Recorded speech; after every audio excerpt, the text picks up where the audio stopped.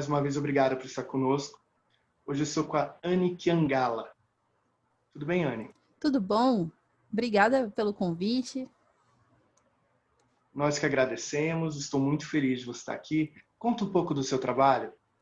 Bom, o Preta Nerd Burning Hell, ele é um blog sobre nerdandade preto e feminista, o que significa que eu tive que criar um conceito, né, que é o nerdandade, para a gente conseguir partir, né, de um lugar diferente da nerdice, que é aquela perspectiva padronizada mesmo, assim, de como os nerds se identificam, como eles pensam, como eles analisam a cultura pop. Então, eu queria partir de uma coisa diferente, até assim, não só acadêmica, mas pensando também o contexto social, né? Então, a nerdandade, ela entra com esse objetivo mesmo, assim, um pouco mais acadêmico, mas não acadêmico do jeito pedante, acadêmico de um jeito inclusivo, que a gente possa conversar com mais gente sobre como cultura pop é mais profundo do que a gente acha que é. Inclusivo, como, por exemplo, analisar quadrinhos. Exatamente, exatamente. E o novo Batman, o que achou? Então, sentimentos mistos, né? Primeiro porque, assim, o Batman a gente já parte de umas ideias assim, putz, é um personagem complexo que é atraente, né, por conta daquela aura gótica. Então a gente tem essa tendência a gostar. Eu não sei se eu te falei, mas eu estudava literatura gótica, estudo literatura gótica, então tem esse apelo para mim, o Batman, sabe? Sempre teve. Por outro lado, à medida que eu fui avançando nos estudos sociais, assim, tipo, estudo de sociedade, de feminismo e tudo mais, ele foi perdendo um pouco o apelo do que significa. Então, eu já fui com essa visão, tipo, meio dicotômica, digamos assim, do Batman. Então, cheguei lá com a cabeça aberta para o que ele estava dizendo, esperando que não fosse nada parecido com o que o Snyder fazia, e me surpreendi positivamente. Eu gostei, achei como experiência fílmica, divertimento, entretenimento, é muito bacana, assim.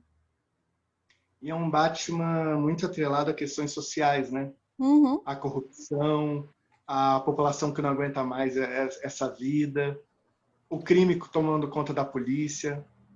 Sim, eu acho que finalmente a gente conseguiu ter um Batman que consegue agradar gregos e troianos. E isso ele consegue porque ele pegou. Eu acho que eles devem ter feito uma pesquisa nesse sentido de perceber que o Batman anteriormente ele já vinha de preocupações muito superficiais sobre sociedade, né? Soluções superficiais, ineficazes, para não dizer a palavra exata do que isso significa, que é uma palavra um pouco pesada, né?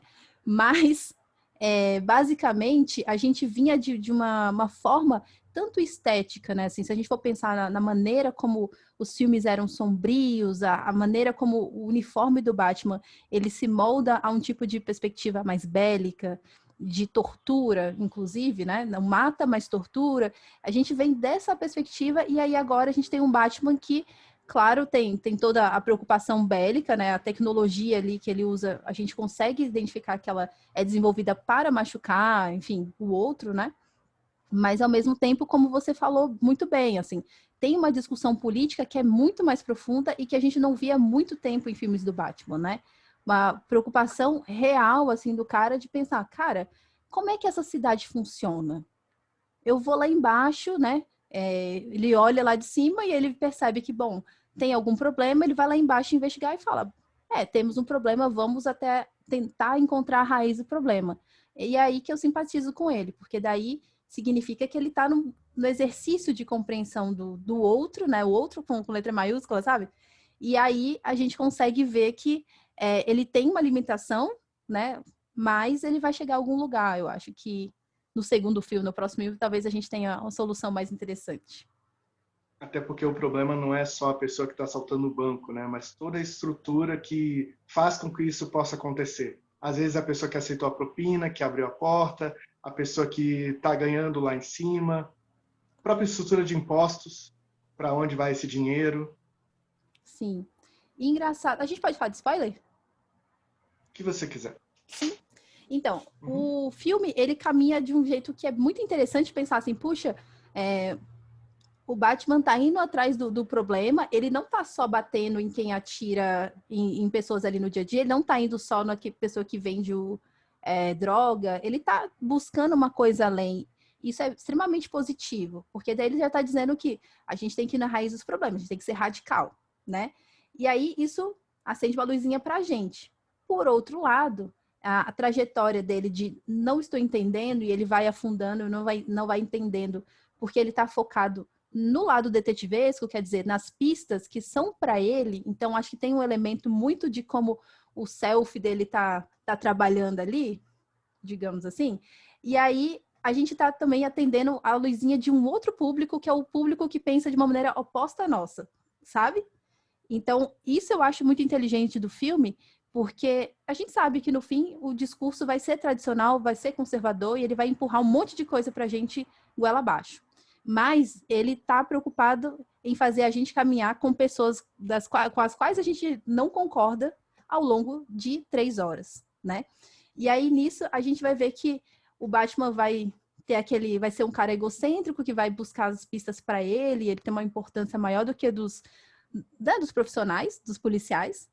Ele tem benefícios como Batman e como Bruce Wayne, nesse sentido de acesso às coisas.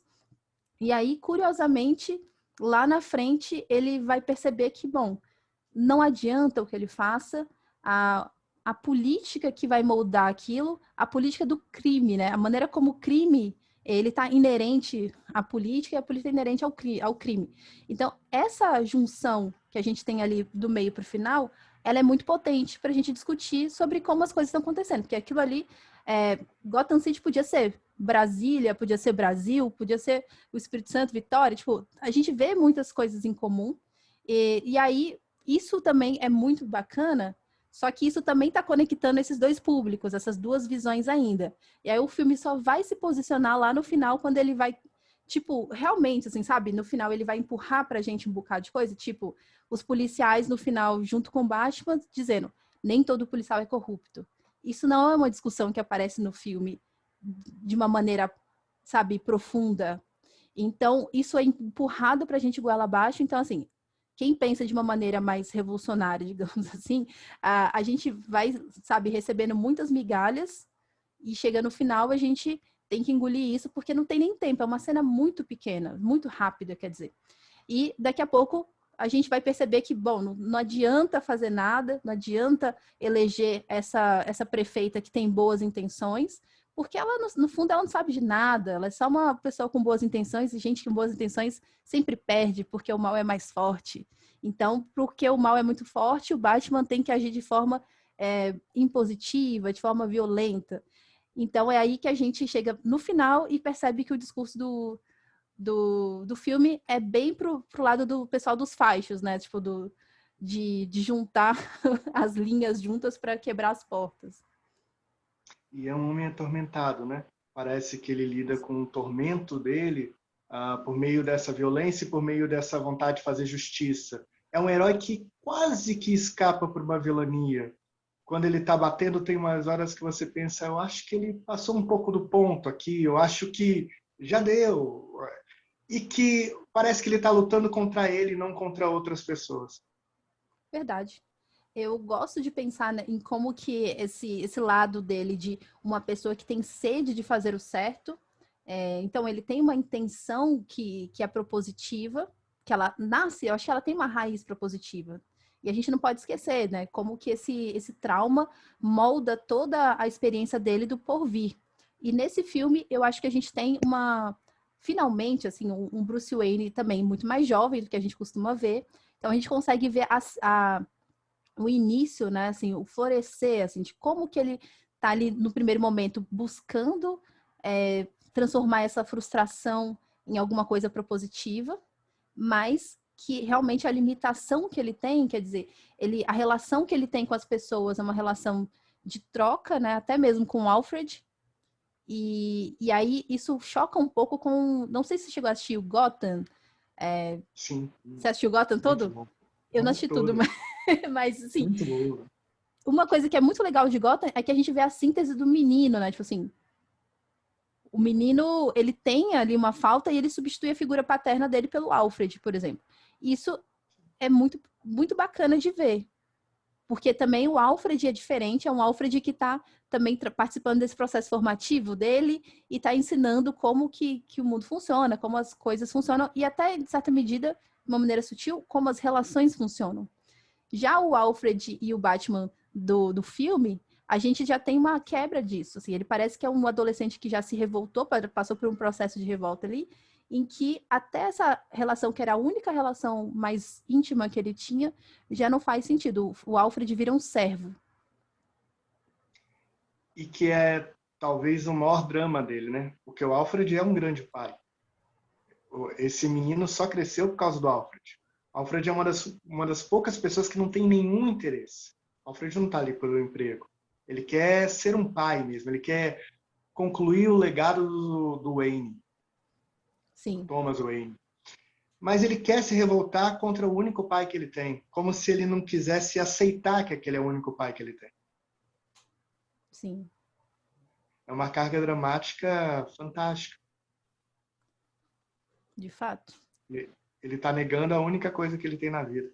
E ele quer ir para um lado de gente que... bilionário, vem aqui, venha brindar conosco, bilionário.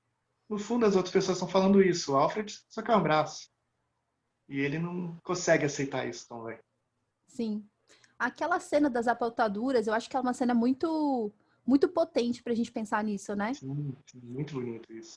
Muito bonito. Quase, toma, eu tenho. Mas vai direito, filho, vai. Se arruma. Está bonito, hein?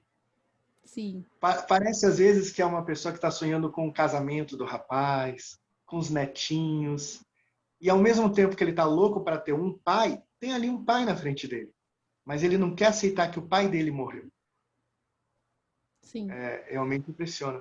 E o Pinguim é alguém que no tosco consegue um lugar, né? Sendo tosco. Ele consegue naquela esquisitice, naquela bizarrice, sobreviver nesse mundo cão.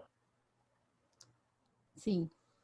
Eu acho muito interessante a figura do Pinguim, especialmente a figura de Gotham, assim, porque até então eu assisti os filmes e não entendia muito qual que era o apelo do Pinguim, mas o Pinguim, a gente conhece ele fora dos quadrinhos como uma figura já pronta, já moldada pelo mundo cruel, né? E quando a gente vê a formação dele, a formação emocional, até a formação intelectual dele, você fala, cara, esse cara é um potencial incrível. E ele também é um recurso, sabe?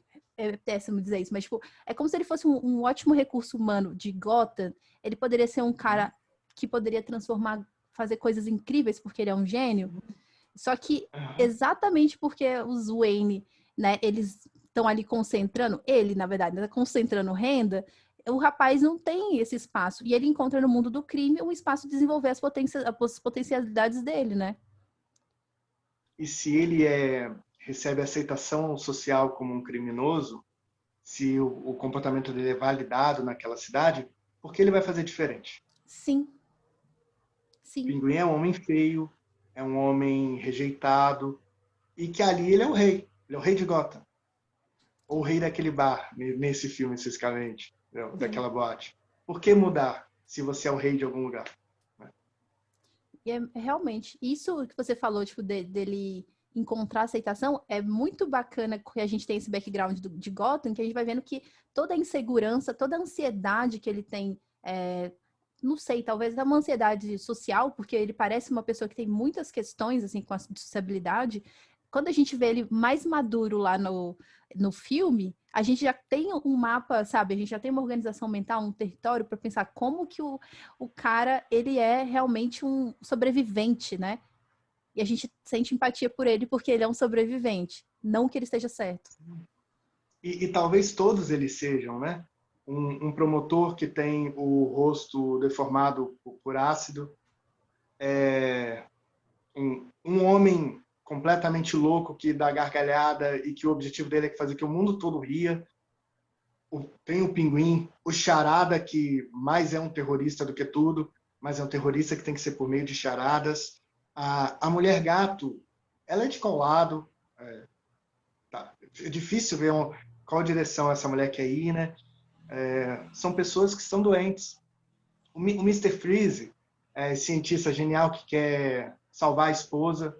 Poxa, ele quer salvar a esposa. É difícil quando um homem que quer salvar a esposa. Né? Olha que coisa bonita, olha que amor bonito. Mas está todo mundo doente. E o lado bom da história é um bilionário que bota um armamento de guerra e que quer combater o crime sozinho. Que também é estranho. É bem estranho, né? Principalmente com a quantidade de recursos que ele tem, fica muito claro que é um problema, assim, de eu preciso sentir alguma coisa também, porque eu acho que as expressões desse último filme, a gente percebe isso, assim, ele é um cara que tá ali sentindo algum um tipo, sei lá, talvez sabe, desrealização, não sei, algo assim, e ele é um cara que não tá sentindo nada, assim, parece que nada para ele é real, e ele só se torna real quando ele põe a fantasia, né, o traje, o manto, sei lá, é o que for, e ele vai para aquele lugar ser alguém e sentir alguma coisa. E olha que bonito, esse homem que parece não ter afeto, quando vê um menino na mesma situação que ele, tudo muda. Sim. Nossa, isso do menino é impressionante, assim, achei que de uma poesia, assim, incrível no filme, porque daí a gente vê uma mudança, uma diferença de tempo na maneira como, enfim, os recursos visuais eles vão funcionando, a gente tem uma mudança, uma quebra no tempo do filme, e a gente vai entrando no tempo do trauma, né? Porque a gente olha, a gente não tá vendo nenhuma cena de Marta, né? Minha mãe é Marta, blá blá blá, mas a gente tá vendo aquele menino, a gente tá sentindo junto com o Batman, porque a gente já também já viveu esse drama, esse conflito, na verdade, né? Esse sofrimento, tantas vezes que a gente olha para o menino e a gente sente junto com ele. E é incrível, porque num outro contexto, ou se fosse feito de outra maneira, a gente ia ficar impaciente. Nós íamos olhar para aquilo e pensar, tipo, olha, já deu de Marta, já deu de, sabe, você é um cara, vai procurar uma terapia, você é rico. Mas não, ali a gente entra em contato com a humanidade dele que talvez ao longo do filme a gente não entre tanto. E eu acho que é uma dificuldade até da própria análise, você conseguir entrar em contato com a humanidade de uma pessoa, porque o analista ele também tem sentimentos. Então, às vezes você está olhando para uma pessoa que está falando coisas terríveis, mas existe uma pessoa por trás da coisa terrível e é difícil perceber. Sim. São pessoas também as pessoas que analisam. Você, não sei, está ouvindo a história de alguém que espancou uma mulher. Não é tão fácil embarcar nessa história, na história de vida dessa pessoa. Não é tão fácil. Porque você sente desprezo por ele. Só que as pessoas que são desprezíveis também precisam de ajuda. Sim. Arkham é um lugar que tem pessoas que fizeram coisas desprezíveis. E todas as pessoas que estão em Arkham são doentes. Qual é a melhor forma de tratar alguém que está doente? Com carinho, amor e respeito. Mas essas pessoas fizeram coisas desprezíveis. Então você acaba tendo que anular esse ódio que está em você, lidar com seu próprio ódio para atender essa pessoa. E é difícil. E é necessário. Sabe o que eu acho mais curioso? Que nesse momento certamente alguém está pensando: por que você não deixa que essas pessoas sofram e paguem pelo que elas fizeram? Se isso acontecer, além de ser desumano, há uma chance maior delas fazerem de novo. Uma pessoa sem tratamento talvez continue. Vai ser pior para a sociedade. E esse caminho do Alfred, que é o caminho do amor, esse caminho de dar um novo rumo para as coisas, é também o caminho da análise, mas é muito difícil de seguir. Sabe? Como, por exemplo, quando Batman fala para a mulher gato: não, assim não, você não vai fazer justiça assim não, não vai matar esse homem. É muito mais fácil para o caminho da mulher gato. Arrebenta ele e se vinga. Mas ela não ia se livrar do que está nela, que é terrível também. O Sim. Batman tem chance, a mulher gato talvez não tenha chance alguma. O ódio está nela e tomou conta. Isso foi Muito uma difícil. coisa muito, né? Isso foi uma coisa que me fez pensar muito ao longo do filme, porque me incomoda muito essa postura do Batman e até né, pensando na Marvel, do Demolidor, né, muito motivados, assim, a partir das obras do Frank Miller, como que eles são essas pessoas que estão comprometidas a estar num limite, né? Então, o limite deles é a gente não mata. Só que eu acho que é muito problemática essa perspectiva de que vai quebrar a coluna da pessoa e vai sair ileso e que matar é um problema. estou dizendo que matar seja uma coisa razoável, não. Mas o que eu estou querendo dizer é que eles são homens que estão ali representando, eles são estandartes de uma perspectiva de mundo, uma matriz que é de uma matriz de opressão, né? O que eles estão significando e o que eles estão também performando é basicamente o juízo de valor de que quem merece e quem não merece existir, viver e tudo mais. E aí, quando ele pega um vilão e ele quebra a coluna porque ele não mata, o que ele está dizendo, o que ele está fazendo? Ele está tendo o momento catártico dele, mas ao mesmo tempo ele está impossibilitando que aquela pessoa viva da maneira adequada, uma vez que o mundo que ele criou e o mundo que ele sustenta é um mundo capacitista. Então, essa pessoa vai se locomover como? Essa pessoa vai se alimentar, vai trabalhar como? Dentro dessa estrutura de mundo que a gente vive.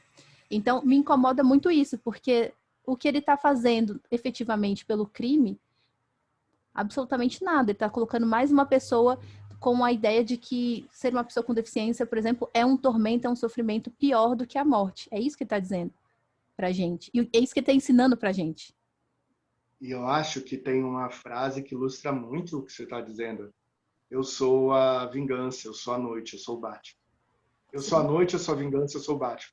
Uma frase que é clássica no quadrinho. Eu digo, embora o Batman seja o meu personagem preferido, essa frase mostra que existe a vingança, a raiva, o ódio, o tormento, porque em muitos momentos esse homem passa da ideia de justiça. Esse homem vai para um lado, que é o que você falou, você vai quebrar a coluna de alguém, nessa sociedade, quebrar a coluna de alguém.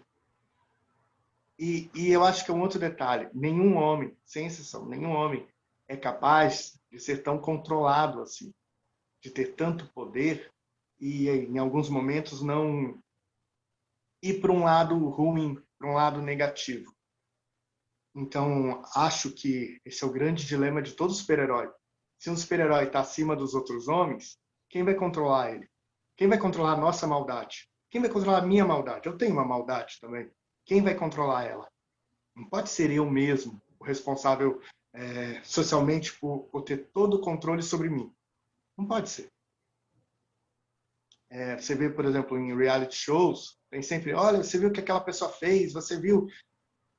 Deixa uma pessoa 2 meses, 3 meses, sem família, sendo filmado o tempo todo, passando por muitas frustrações, às vezes com comida sendo diminuída, oferece bastante álcool para ela, vamos ver até onde ela vai. Sim. Você suspeita que ela vai fazer alguma coisa absurda e ainda continua oferecendo tudo isso para ela, talvez a maldade esteja em mim que estou fomentando isso, e não naquela pessoa que está sendo uma marionete do meu desejo. Sim.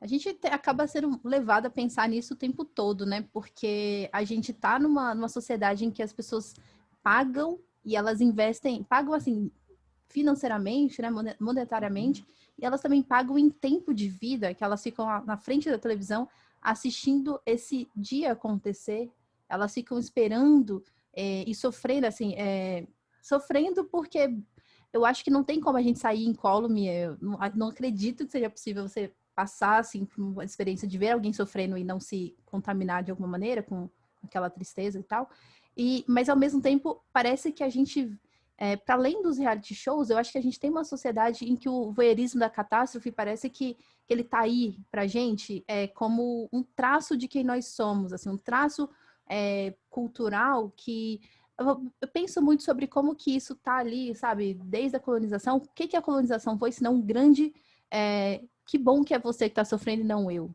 né? Vou olhar isso porque é você e não eu, porque eu não sinto o que você sente. Então, os realities, eu acho que eles são só uma continuidade, porque, assim, de outra maneira, isso seria, sei lá, ilegal, né? Deixar as pessoas numa situação dessa. Sim, você está criando uma forma de machucar socialmente aceita, talvez. Sim. Eu me lembro quando era criança, escola de ensino fundamental, a gente revoltado na aula de história, como é que os romanos faziam isso?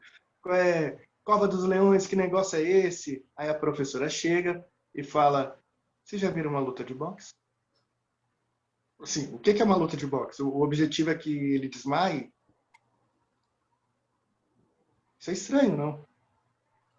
Sim. Sim. Mas é aceito. E por ser aceito, parece que não há nenhuma selvageria no ato. Ao passo que, sim, né? É bem desconfortável, inclusive, muitas vezes assistir.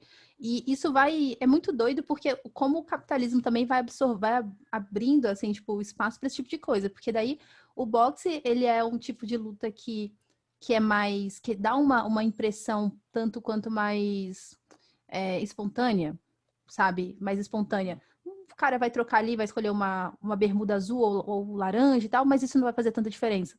Agora, quando a gente atualiza esse ritual da luta para o UFC, por exemplo, em que a gente tem a massificação, a gente tem as marcas, o short ele não é mais uma vestimenta, ele é, sabe, um outdoor.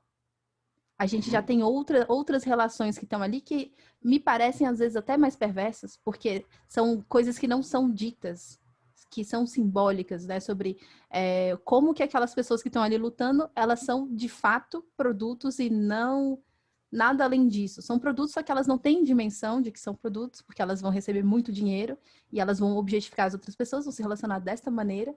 E, enfim, então a gente vai vendo o que a gente está aprendendo com isso, né? Muitas vezes um homem de uma periferia e você está vendo ele recebendo joelhada na cara. E tá assim, não, mas é um esporte. Poxa, mas é de uma joelhada na cara, entendeu? Uhum. E se falar, mas o futebol, mas esse não é o objetivo do futebol. É diferente. Assim, isso não é o objetivo do vôlei.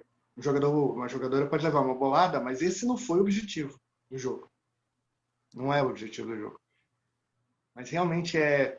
E é fantástico como filmes como Batman muitas vezes revelam o que está em nós.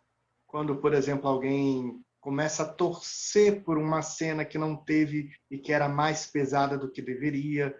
Quando alguém. Porque isso é muito legal. Você pode ver um filme sobre vários aspectos. Pode ser dependendo da pessoa, esse filme pode ser sobre a história de amor impossível entre dois heróis. O filme pode ser também sobre a história de uma heroína meio vilã que quer se vingar do pai. E a percepção que a gente tem muito a ver com a nossa história, De fato. o que é bem interessante. E ajuda muito você, assim como as pinturas, né? O que é isso? Ah, é um rabisco. Não, isso é a solidão. Você chegou a essa conclusão que isso é solidão? Não sei. É impressionante. E o que você achou do Charada? Então, eu achei o Charada um personagem interessante. Não, normalmente não é o personagem que me atraia tanto, sabe? Assim, de modo Uhum. geral. Mas eu achei bacana pelo que ele diz no momento em que a gente está vivendo. O que ele diz nesse contexto? Visto que o Coringa, ele hoje em dia, ele é muito mais querido do que o Batman, inclusive, né? A gente está tendo esse momento em que os vilões, eles assumiram uma preferência, né, em relação aos heróis. A gente tem isso, esse fato, mas a gente não tem uma discussão interessante sobre isso em lugares assim em que alcancem muita gente, né? Digamos assim, em plataformas grandes e na TV. Mas eu acho que esse Coringa que veio por último, ele é um Coringa que está reforçando ideias muito esquisitas e muito tudo é tudo, nada é nada, e reforçando muito a piada mortal como um paradigma. Quer dizer, ele é um homem branco, cisgênero, heterossexual e tal, só que e ele pode violentar as pessoas daquela maneira e não ter consequências como outras pessoas teriam, ou outras pessoas não fariam. Então, para ele é importante que não haja conceitos, que as pessoas não pensem de maneira complexa sobre as coisas, porque ele vai se beneficiar de uma forma ou de outra. Se ele tiver um bom emprego ou se ele não tiver um emprego, ele está sempre sendo beneficiado de alguma maneira. Ele tem uma recompensa, né? No caso, o Coringa, nem que seja o fato de ser um herói, um vilão que aparece na televisão, ele curte isso, né?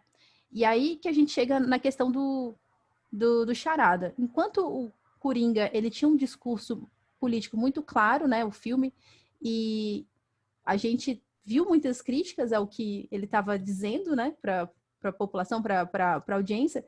No caso do Charada, eles pegaram esse feedback e falaram, bom, beleza, agora a gente vai colocar esse incel como o vilão. O incel é um problema, ele é misógino, ele é racista, ele é classista, ele pode fazer isso e não vai dar nada, porque, de fato, para ter chegado a ele, teve que acontecer muita coisa, muita gente teve que morrer, só que quem que morreu, né? Deu, assim, ele chegou a algum lugar porque as pessoas que morreram eram socialmente consideradas importantes, relevantes e tudo mais.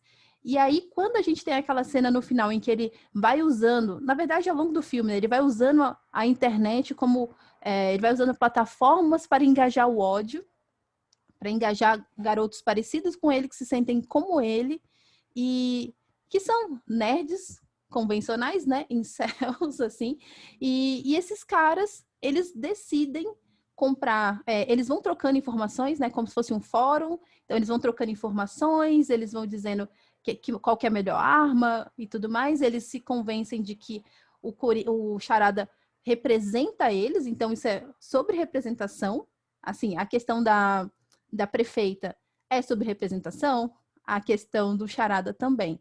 Então a gente tem esses dois pontos, e aí no caso do Charada, os caras vão lá, colocam aquele óculos, colocam aquela roupa, todos eles são iguais, assim, tem características, né, fenotípicas semelhantes, e aí, nesse sentido, eu gostei muito, porque daí tá colocando realmente para discussão o fato de que esses grupos que existem, esse grupo que existe no mundo real, ele é problemático sim, e ele tem recursos e permissão social para agir dessa forma, que seria, não vou dizer que é terrorista, mas que tende a, né, se tiver ocupando uma posição assim no Estado, seria uma figura terrorista.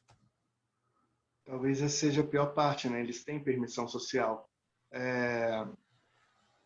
Um homem que aparentemente está com boas ideias, quero combater a corrupção, quero acabar com essa promiscuidade política, quero fazer com que as pessoas olhem para as pessoas e não só para elas, mas que no fundo é um assassino, é um homem que leva terror, é um homem que leva medo, e que às vezes as pessoas aceitam isso, às vezes as pessoas colaboram com isso pelo objetivo final, sem contar, sem considerar o que a pessoa está fazendo naquele momento.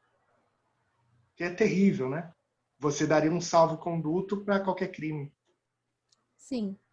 E o que eu acho surreal, assim, dos filmes também, principalmente nesse, é porque a gente tem a Mulher Gato, mas tirando a Mulher Gato, nós temos alguns homens que, sim, homens cisgênero alegadamente heterossexuais. Se eu não me engano, acho que o Coringa é bissexual, não sei. Mas, de modo geral, são presumidamente heterossexuais, né? Nas práticas que a gente vê, geralmente, dos filmes. E esses caras, eles têm uma relação, assim, muito curiosa, de que, no final das contas, o Charada, ele não tá afim, assim, não, a motivação dele não é realmente revelar, a motivação dele é se conectar com quem ele acha que é um igual. No fundo, ele se vê no Batman, tanto no poder como em termos de representação. Ele vê que o Batman o despreza, e aí, no final das contas, é só uma brincadeira entre dois homens. E as pessoas sofrem em E volta. é uma forma de... Parece que eu quero me afirmar em cima de um outro. E sem esse outro eu não consigo ser nada. É.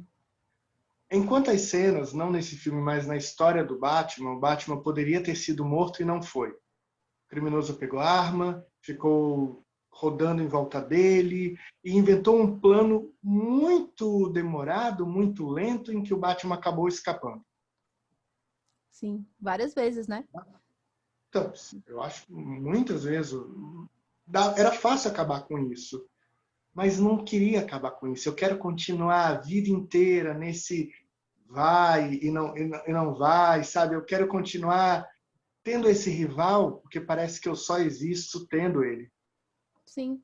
Eu não tinha pensado por esse lado, mas assim, a gente pensa no Batman e no Coringa como um duplo que é muito visível, mas aí pensar em como que o Batman, ele é, num filme como esse, tem vários vilões, ele é constituído por vários duplos, por várias relações, assim, aí fica bem interessante, tipo, como que é isso, assim, como que funciona, e isso tá dentro de uma experiência comum? Eu acho que sim, e eu acho que esse Batman, ele, por ser o mais jovem de todos, ele tem uma característica que nenhum outro tem. Ele não tem a menor ideia de quem ele é. Ele é um pouco de cada coisa. Se você, esse filme lembrou um pouco o Batman do Tim Burton. Só que o do Tim Burton, ele era mais constituído como homem, como pessoa, como empresário. Esse parece que está na dúvida do que eu sou na vida. E parece que a cada pessoa ele vai se descobrindo. Tanto que ele pergunta para os maiores criminosos de Gotham, quem foi meu pai? Conta a história. Ele para acreditando que aquele homem poderia contar a verdade. É um absurdo imaginar que aquele homem, nele está a sinceridade. Não, seu pai fez isso, seu pai fez... Meu pai fez isso. E ele já acha que o Alfred, que é o amigão dele, o pai dele, durante a vida toda, é um mentiroso. Não tem a menor ideia de qual é a verdade. Alfred, em 5 minutos, se torna um vilão. 5 minutos. Ele bloqueia 20 anos de história, que é um criminoso de uma versão diferente. Ele não sabe quem ele é. Sim. Ele não sabe. Ele vê uma moça linda, uma moça encantadora, aí ele não sabe se vai para o lado dela, se vai para o outro lado. O que eu faço agora? É realmente a procura de um homem por si. O que talvez seja a coisa mais difícil da vida, né? Porque analisar uma outra pessoa é fácil, mas se analisar, saber qual ponto eu estou, para onde eu quero ir, o que eu acredito, é muito difícil. É muito difícil. Porque por mais que a vida dele seja aparentemente mais fácil, né? Ele tem todo o dinheiro do mundo, ele pode ir para o lugar que quiser, ele pode trabalhar ou não trabalhar, ainda assim, existe um papel social que ele tem que representar e esse papel social talvez tenha contribuído para a morte do pai dele. Complicado também. Sim. E isso que você fala sobre o papel social influenciando a morte do pai é realmente também um ponto muito relevante sobre esse filme, porque traz ali uma camada que eu não lembro de ter visto em outros lugares, assim, nem quadrinho, nem filme. E aí diz bastante sobre como a gente pode também se relacionar com o Batman depois disso, assim, porque ele realmente não sabia de absolutamente nada.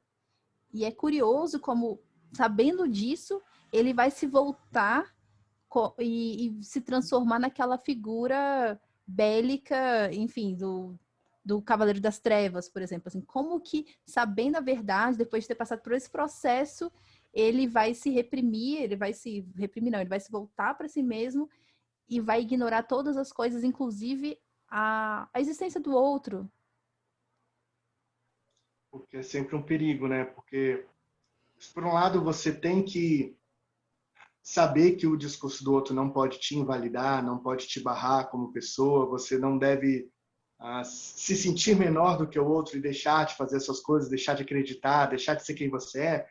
Por outro, se você sentir não perceber o outro, pode ser que você pise no outro, o que também é ruim. Ser pisado é ruim, mas pisar também é ruim. Então é uma linha muito tênue. Não vou deixar que essa pessoa mande em mim. Inclusive, eu vou bater nela por causa para isso. Você se tornou a pessoa ruim da história. É muito tênue. É como ser pai. Eu não vou dar tudo que meu filho quiser. Vou ser extremamente rigoroso. Ele vai sofrer, então, de outra forma. Dar tudo vai dar um problema, dar nada vai dar outro problema. Encontrar o equilíbrio é uma das coisas mais difíceis da vida. Sim. E é uma coisa que a gente vê muito na figura do Batman, né? Tipo, eu acho que ele é um pai, tipo, suficientemente bom, assim, porque, de uma certa maneira, ele ensina pelo amor, ele ensina pela dor, isso a gente vai vendo, só que tem um detalhezinho que diferencia, que é a questão da servidão, né? Na verdade, a gente não está vivendo ali um molde de uma relação de trabalho moderna. A gente está lidando ali com uma relação de vassalagem, nem de vassalagem, de servidão mesmo, né? Vassalo ainda é próximo, mas acho que ali existe um degrau assim muito grande entre o Batman e o Alfred que impede, que assim, que é exatamente a diferença, que é o que impossibilita que ele possa de fato exercer a função de pai plenamente, porque ele poderia ser tranquilamente um pai adotivo. Você diz o Alfred, eu concordo, só que eu acho que está muito mais relacionado ao conflito do Batman do que exatamente a posição social. Eu acho que para se defender ele usa a posição social, porque o Batman mais velho é mais capaz. O Batman mais velho ele enxerga tanto que o Alfred ele tem umas coisas muito do inglês, sabe? Ele tem umas piadas do tipo a roupa chega toda rasgada, vai voltar pro baile, patrão Bruce? Entendeu? Meio que assim, você é maluco, patrão? E até o patrão é meio que uma piada. Só que esse Batman, ele parece que está morrendo de medo, porque ele é um rapaz muito jovem, e o Alfred é o ser mais perigoso da história. Porque você não vai bater no Alfred, você não vai humilhar o Alfred, você não vai... O Alfred é tudo que você tem. Aí é difícil. Aí é difícil. E por ser tudo que tem, o Alfred tem coragem de fazer uma coisa que quase ninguém tem. De ser chato, de cobrar, de falar, fique quieto, não é isso, você está errado, você vai ficar sozinho. E ele não consegue se livrar dessa pessoa. Porque o bilionário, não só o bilionário, mas o dono de alguma coisa, a pessoa muito bonita, a pessoa que é chefe, tem sempre aquela coisa assim, tem em volta um monte de gente vai falar, como você é bonito, como você é legal, nossa, que família incrível. E aí, quando algo está dando errado, as pessoas não têm coragem de falar. Mas o Alfred tem. O Alfred é diferente, porque o compromisso dele com o Thomas é maior do que com o Bruce. Ele não esquece, Thomas. Não esquece. Seu pai fez isso por mim. Seu pai me tirou de uma situação. Seu pai confiou em mim a responsabilidade de criar um homem de bem. Ele vai fazer de tudo por isso.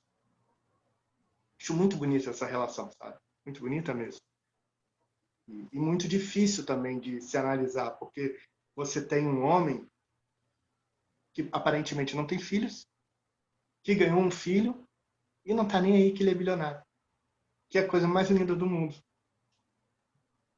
E é fundamental para esse homem. Outra coisa que eu gostei muito do filme é a representatividade na prefeita. Uma prefeita negra. Eu achei uma coisa linda, porque você certamente é mais jovem que eu, mas eu me lembro quando eu tinha uns 6 anos, que o que a gente tinha de herói era He-Man, sabe? Um cabelo extremamente liso, um homem loiro, cercado de pessoas muito brancas. Poxa, mas espera lá, não tem nenhum herói um pouquinho parecido comigo, com uma característica... E para a gente que era criança, era uma coisa terrível. Eu também gostava de camisa de herói, também gostava de brincar, normal, criança. E eu soquei nessa brincadeira. E nesse Batman, me parece que é uma sociedade muito próxima do que ela de fato é. Tem pessoas brancas, tem pessoas negras, tem mulheres em posição de destaque. Eu achei isso fantástico. Fantástico. Sim. E eu acho que é uma dinâmica que eles levaram assim do social para lá, para o filme, que dá muito caldo para a gente pensar, sabe, em coisas muito concretas que a gente está vivendo. Assim, claramente, o prefeito que quer se reeleger, ele está representando um tipo de visão de mundo, um tipo de lógica em que ele está muito tranquilo em se manter leal ao mundo do crime, né? Porque enquanto outras figuras que a gente encontra ao longo do filme gostariam de não se corromper, né? Eles sentem esse peso da corrupção, o prefeito não parece tão preocupado com a corrupção. E ele é um cara que está ali representando um bocado de coisa, a família de bem e tudo mais, e valores que impedem Gotham de crescer, impedem de sobreviver. E aí lá na frente a gente vai ver como algumas obras poderiam ser feitas para proteger a cidade, né? O que causa o caos no final. Então faltam obras, falta tudo. A cidade parece que também não tem nenhum tipo de iluminação. E estou falando de coisas simples e coisas visíveis, né? Coisas que estão dentro da minha experiência cotidiana. Agora, quando a gente pensa na prefeita, ela também ela é muito importante porque ela está representando uma realidade, um dado do real, que é o momento que a gente está vivendo em que mulheres negras estão em lugares que a gente não tinha visto antes. Mas, por outro lado, ela também está representando uma inocência muito grande, o que me preocupa, porque é como se o charada... assim, vou acabar com a... E como se, primeiro, se o processo eleitoral tivesse sendo feito de uma maneira justa, que não estava sendo, estava visivelmente ligada a outras coisas, e aí a capacidade da força de vontade, do desejo de mudança, mobilizar o mundo real, o que não é tão retilíneo quanto parece, né? Quando a gente pensa em estrutura burocrática, assim, estrutura de Estado, assim. Então, por um lado, é muito bacana a gente ver ali no início essas duas visões de mundo se chocando, e elas, né, que fazem sentido para a gente no mundo real. Então, vê-las no mundo ficcional é incrível, aquela história toda bem aristotélica mesmo, né, na poética, assim, nossa, que maravilha, isso existe na ficção. Por outro lado, quando a gente chega no final, e aí, no final das contas, quem comanda a cidade, independente de quem ganha, não é não vai ser a prefeita, aí a gente tem um filme que está acendendo uma luz para a gente ao longo dele, e chega no final, tá acenando para o outro lado. Então... E é um filme muito sobre o que eu vou conseguir ser no meio disso ou daquilo. Sim. E que é um pouco a nossa história todos os dias. A pessoa pode querer ser uma pessoa boníssima e está numa situação que não contribui para isso. A pessoa pode querer ser quer ter uma alimentação completamente diferente, mas a condição social não permite. Sim. O Coringa é a isso, história né? do... O Coringa, ele é exatamente isso. Ele é uma criança boa, ele é uma criança ótima.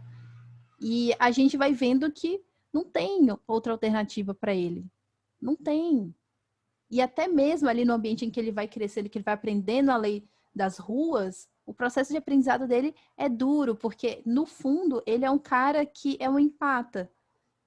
E ele precisa fazer coisas cruéis para tipo matar ou morrer. Então ele decide dar o jeito dele de matar para não morrer, né? Então, nesse sentido, eu acho incrível, só que também no filme não mostra tanto isso, né? A gente vendo esse background de Gotham, né? Mais por aí. Porque a pessoa precisa de um remédio. Uma doença mental é uma doença como qualquer outra. Precisa de uma medicação. Não tem dinheiro para medicação. A consulta é daqui a 6 meses. Vai procurar um psicólogo, psicanalista. Não tem dinheiro para consulta. Vai procurar um psicólogo no serviço público. Alguns meses, talvez. Ela não vai ser tão fácil assim lidar com a dor dela, com a angústia dela, com o desespero dela, sozinha e tendo um preconceito de tudo quanto é canto. Faz um gesto estereotipado, aí vai ser ridicularizada na rua. Se interessa por alguém, a pessoa não quer. A pessoa pode simplesmente falar não, mas vai querer humilhar. Deve ser muito difícil. Muito difícil. Sem dúvida. É isso, assim, é um personagem que, quando a gente conhece a formação dele, assim como o Bruce, né? A gente vai entendendo algumas coisas, vai aceitando que que ele se tornou. E, enfim, por outro lado, a gente também pode ter uma crítica, acho que mais interessante quando a gente vê né, a trajetória mais ampla. É por isso que às vezes eu acho que a história do Batman é a história do Alfred, que é a história de como uma pessoa fica quando tem um pai suficientemente bom, que está ali. Por mais que ele tenha conflitos, ele consegue enxergar um porto seguro. Ele consegue lidar com isso de um jeito diferente de pessoas que são meramente abandonadas. Eu não conheço nenhum vilão do Batman que tenha tido uma família razoável. Não estou falando de dinheiro, eu estou dizendo Uhum. de amor, carinho. A mulher gato, olha quem é o pai dela. Em Gotham, você entende que a mãe do Pinguim é uma mulher muito doente. O Coringa parece aquela pessoa também, pelo próprio filme Coringa, também de uma mãe muito doente e que não teve tratamento. Não é porque a pessoa tem uma doença que ela vai ser ruim, mas uma pessoa doente, sem tratamento, sem ajuda, que criação ela vai conseguir dar? O Sim. Batman teve uma criação. Apesar das enormes dores e desesperos, ele teve um pai que fez o melhor por ele. E ele também tem a memória desse pai falecido que também fez o melhor por ele. Ele teve 2 pais e uma mãe. Sim. Isso ajuda muito. E agora um Anne, BO para ele lidar, que é talvez essa imagem que ele tenha do pai não corresponda à realidade que ele, né? A realidade da vida, né? Fatos. você tem toda a razão, porque a imagem que ele tem do pai é a imagem de um menino de 8 anos. E quando a gente tem 8 anos, a gente acha que o nosso pai é o super-homem mesmo. Né? E que não é. Sim. Será que esse homem se tornou bilionário numa cidade tão corrupta sem praticar corrupção alguma? É Difícil acreditar nisso. difícil. Mas olha, eu te agradeço imensamente. Eu adorei o que a gente fez. Eu achei que ficou muito bonito. Muito obrigado, viu? Muito obrigado mesmo.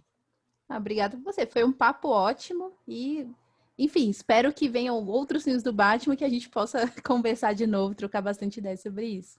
Não, será um prazer. Foi maravilhoso. Eu agradeço, viu? Valeu. Obrigado.